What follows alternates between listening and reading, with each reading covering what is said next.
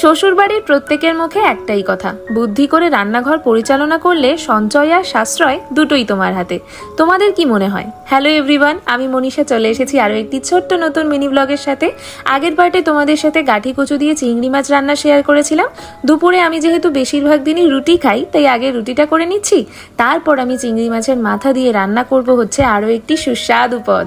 হ্যাঁ, অনেকেই এই সবজিটা খেতে পছন্দ করে না, যেমন আমার বর তার মধ্যে একজন।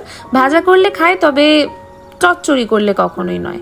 আজকে যেহেতু ও বাড়িতে নেই, এখন তো অফিসে, তাই আমি নিজের মতো করে চিংড়ি মাছের মাথার মধ্যে এই তরুলি, টমেটো, পেঁয়াজ আর অল্প করে রসুন দিয়ে একটা চচ্চড়ি রান্না করলাম।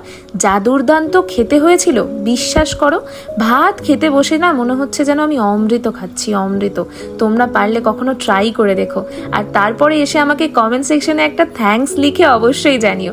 চলো আজকের মতো এই ভিডিওটা এখানেই শেষ করছি। ভালো লাগলে কিন্তু লাইক কমেন্ট করতে ভুলো না।